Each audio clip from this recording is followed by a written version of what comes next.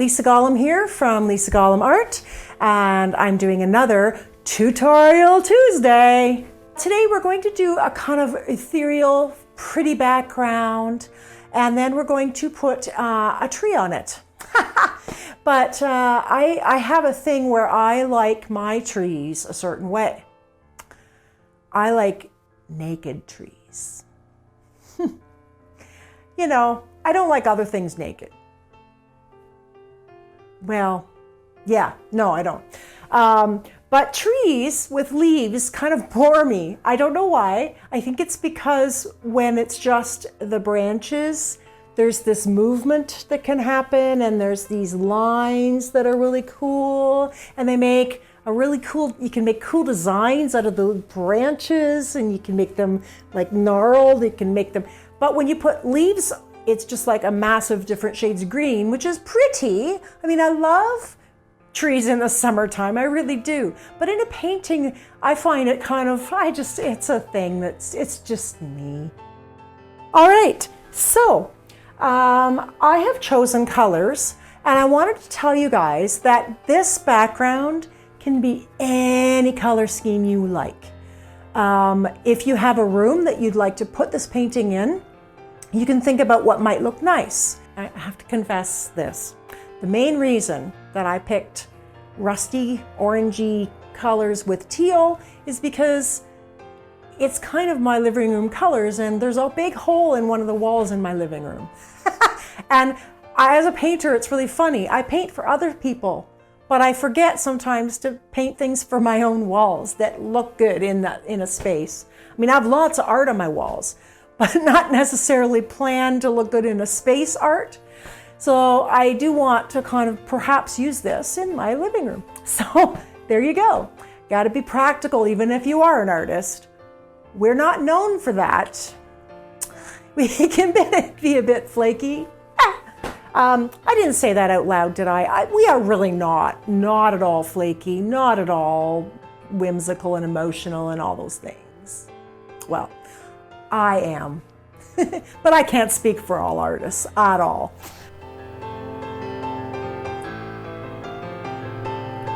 Don't forget, you can pause this video anytime you need to. Okay, time to load your palette. You'll need white and 2 or 3 colors to start. Any color you like. Be sure to mix lighter shades of each of the colors you choose. All our background colors need to be in the mid to light tone range so that the tree you add later will really pop. Oh, and that teal is my favorite. Oh, so yummy.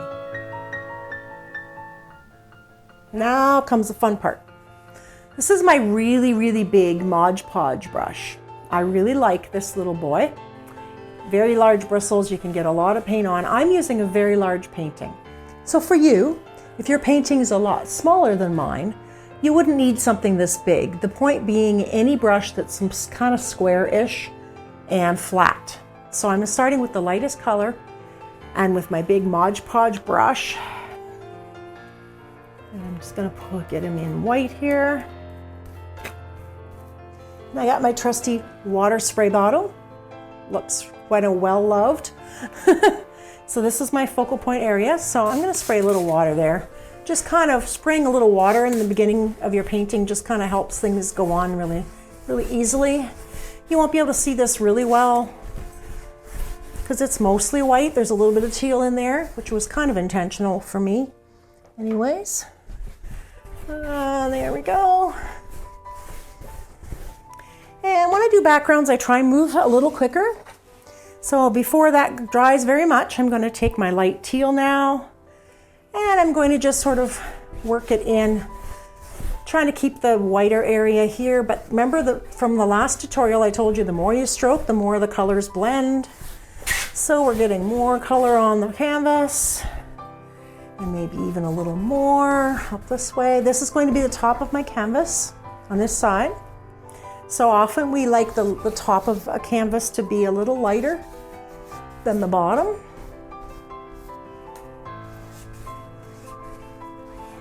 All right. And now I'm going to go for, I'm not going to wash my brush. I'm going to go for my light yellow. And I'm going to start bringing in some yellows. You'll notice I'm doing what I call arm painting.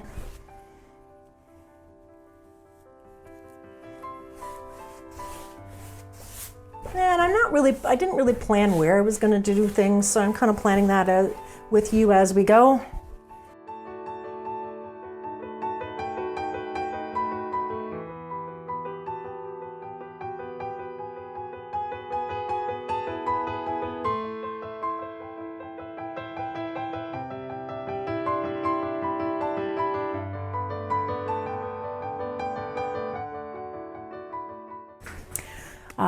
I won't wash my brush out because it's got all these yummy colors in it and I want everything to be blendy. This is different than if I wasn't painting a background. But when you're painting a background,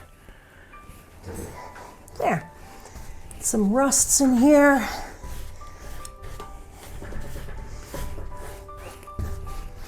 Just for a little extra drama. And this isn't my last step, by the way. This is just the beginning. I'm going to do some pure rust just along the bottom a little bit. So now that I've got all the paint on, I want to blend more. So I'm going to be using a blendy brush. Puffy brush, I sometimes call it. Otherwise known as a mop brush, if you really want to know what it really is called. I have my own names for things. But I'm using that because it's really good for blending, and I'm going to put white on my puffy brush. And I'm going to go back into that area that's the highlight area. Isn't that gorgeous? Just getting on some nice white in that center area there, lightening things a little bit. And I've lost a bit of my teal. So the next thing I'm going to do, because I haven't used it yet, is this nice medium teal color.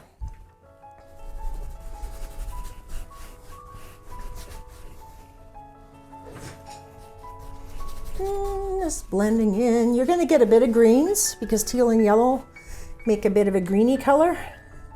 I can't do that. Okay, fine. And you'll notice I'm not like really thinking very hard. That's pretty typical of me. I really don't like to think. Thinking is overrated. I'm just experiencing this painting journey with you all. I'm experiencing it as you experience it. It's all good. Back into white. You'll notice white gets lost quite a lot. So it's always good to have white on hand on your palette and just to create a little more light areas. All right, now let's do some fun things. You'll notice right here I have some really big bubble wrap. Isn't it gorgeous? And I've used it before, as you can tell. Nice big bubble wrap. When your paint is wet, has to be wet. You can kind of get some really cool effects if you put the bubble side down.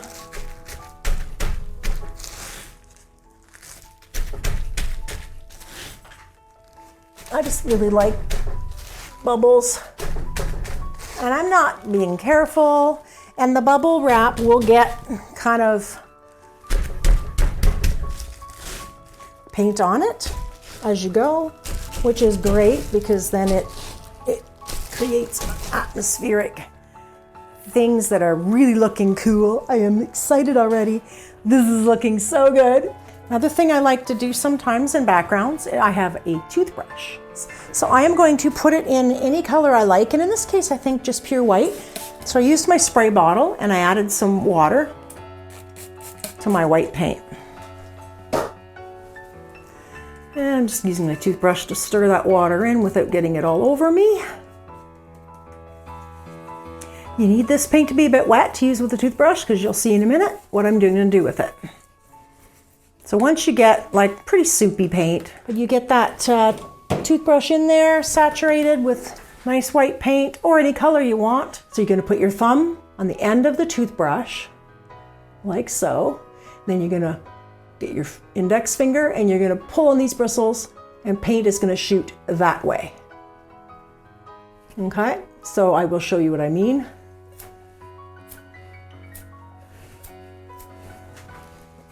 You have to reload it. I'm a little conscious, I just got my walls in my studio painted, like legit painted by a professional painter, because I can't paint walls, I can only paint canvases. So the other thing you can do, remember I talked about getting those lovely drippy lines? Water bottle. So my yucky water bottle. And I spray fairly close to the canvas. And where I want drips, I'm gonna spray a lot.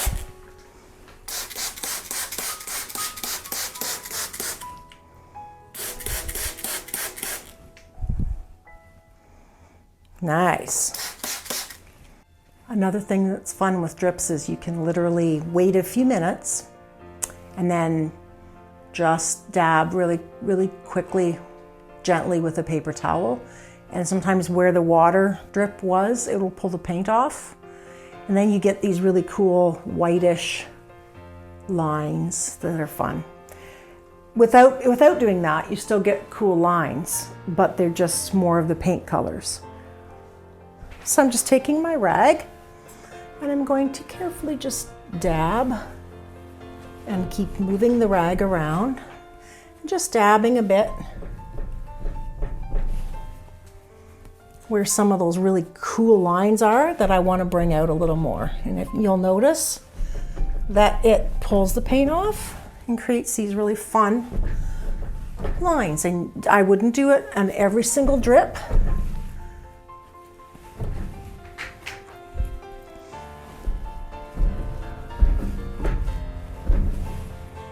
But it's really cool on a few of them. All right, I'm yucky. So this is where I'm going to pause because we want this to be dry when we paint our trees. And I will see you when this stage is a little dry. Okay, everyone, my painting is now dry. And I did remember now to put on my feather boa, which, you know, I usually wear one. Forgot for the first half. Terrible. Here I am back. Nice and eccentric, just the way you like your artists. And cheers. I've actually got beer in a wine glass tonight. I know, weird, but I just really like this glass, so it didn't feel like a wine kind of a day. So cheers.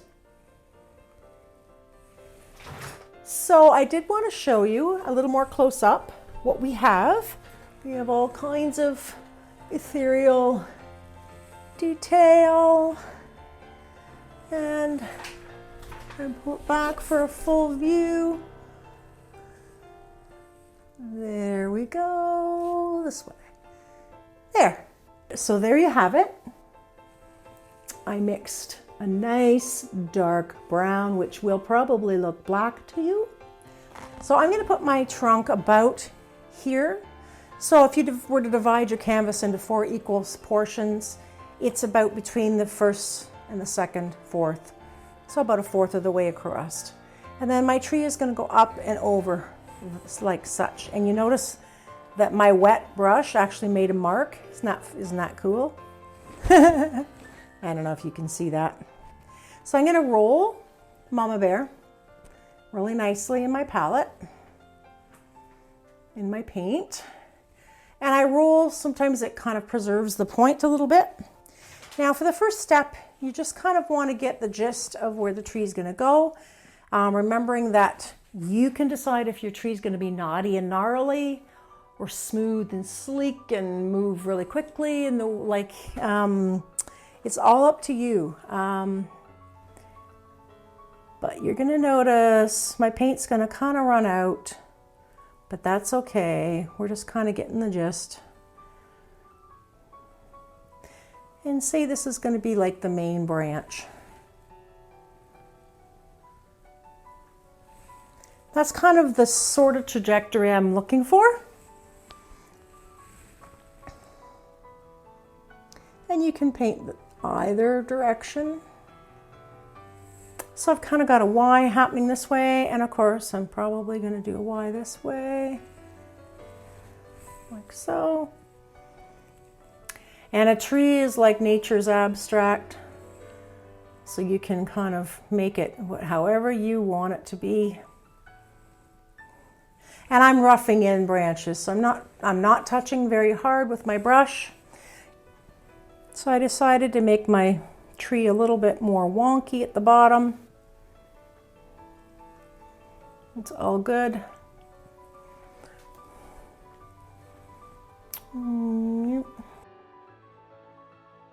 If you mix water in with the paint to make it, like this paint is very heavy body, so it's not liquid at all. It's very stiff. Stiff paint doesn't flow onto the canvas as smoothly as more liquidy paint would. So the first tip is to add water to the paint. The way I usually do that is with a spray bottle because it's easy and quick. But you can also put your paintbrush in the water, back in the paint, back in the water, back in the paint until you get enough water mixed in. You'll get to know the more you paint how liquidy is the right amount, because you do not want it to run. If it's so liquid that it's going to drip when you paint it on, that is really not good. Okay, time to fill out that trunk. You can use black or brown, the color of your choice. And trust me, this is the only time I'll ever tell you to paint inside the lines. And I know I didn't tell you this in the beginning, but I probably will work some brown along the bottom. I will do that by adding even more water. So I will just add spray water on my brush on a different part of my palette to get really wet brown. This would be more watery, but I'm not going to use my brush to apply it. I'm going to use a sponge. If you don't have a sponge, a paper towel will do. So you're going to take your sponge or paper towel, and in that wet paint that you just saturated off the end of your brush, you're just going to dab your sponge in that brown, and I'm just gonna, you can see it's really watery.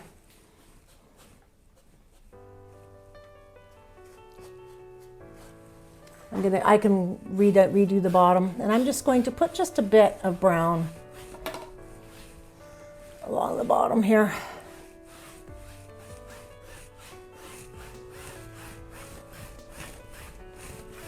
Just as much or as little as you want, and it doesn't take much. Just going to give you a little darker ground in the background, and it just won't look quite so weird to have a brown tree. There. Okay, remember I said I was going to turn it upside down? I was not lying. You can always change the orientation of your painting to suit your paintbrush angle. I do it all the time. So this is gonna look really weird. There's a tree growing out of the sky. Well, these days with COVID, everything seems to be turned upside down in our world. So my painting's no different. It's an upside down kind of day. It's an upside down kind of year. We're gonna paint our tree upside down. That's it. Okay, remembering you're gonna have your water, your spray bottle handy, because that paint, you don't want it to dry out. So every once in a while, I'm just going to give it another spritz of water, because as I said, you want that paint to be nice and fluid. Now, because I want to put my hand on here, I'm not going to do this one and then try and do this one. I'm going to do the one at the bottom first. So I start where I've already been, and the harder I push, the fatter the line. And I'm going to have to reload my brush a lot. And use a nice light touch.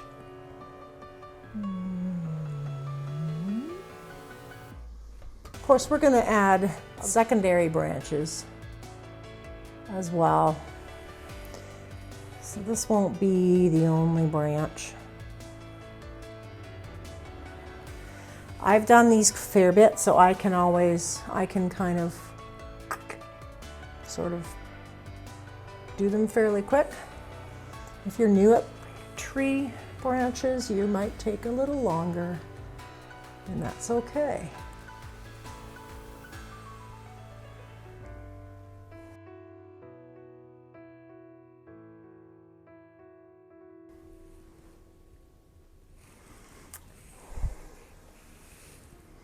And don't forget, branches are no respecter of persons.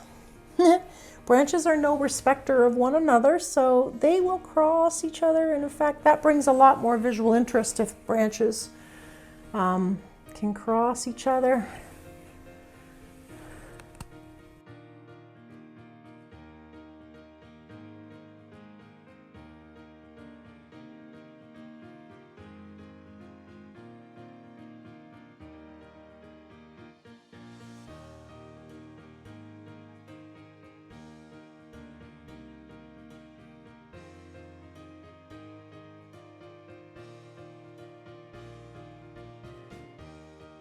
It's the other thing, you don't need all the branches to be the same width. In fact, they aren't. The ones that grew, that are the oldest, will be the fattest. Just like people. Okay, not all people. People in my family for sure. The older we get, the harder it is to keep off those extra pounds.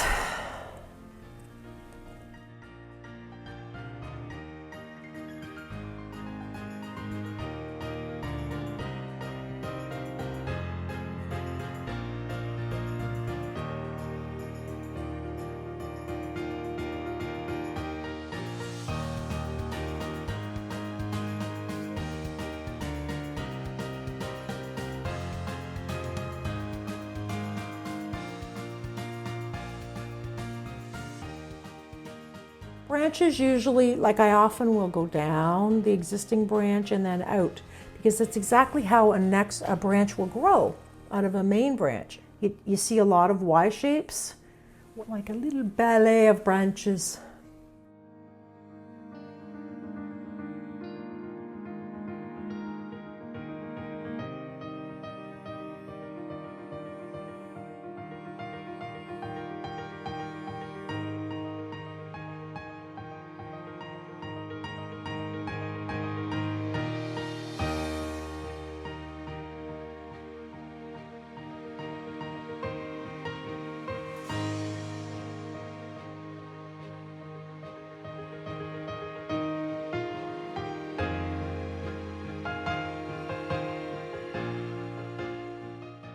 I hope you had as much fun doing your first batch of branches as I did. But I am going to switch to a smaller brush.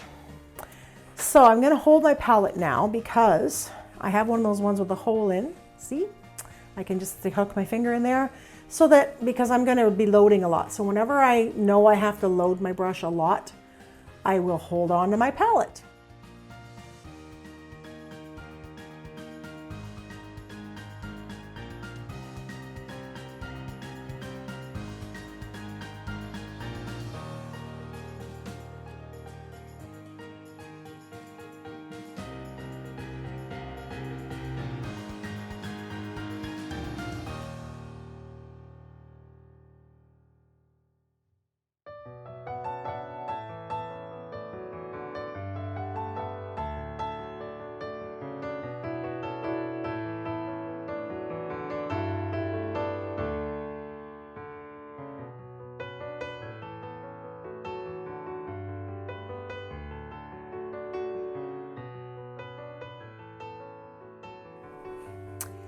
Now, I did want to also say, you don't have to do nearly as many branches as I do, but I know some of my viewers are a little more seasoned artists, and so if you're up for a challenge and you have a lot of patience, you can do lots of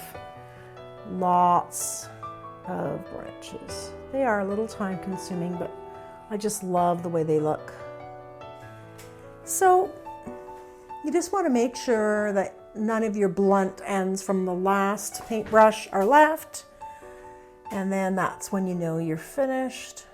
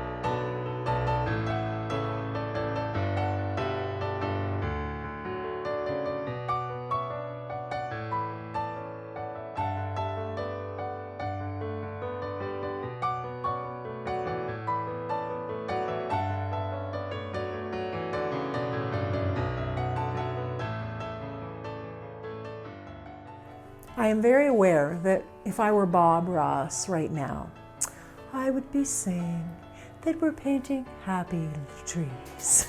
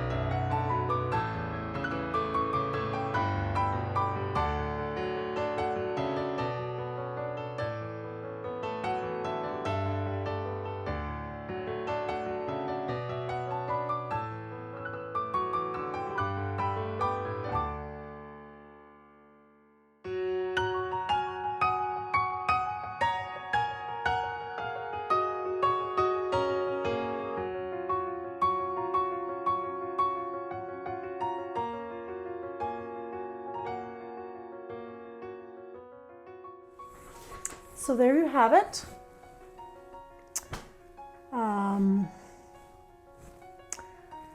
How to do naked trees.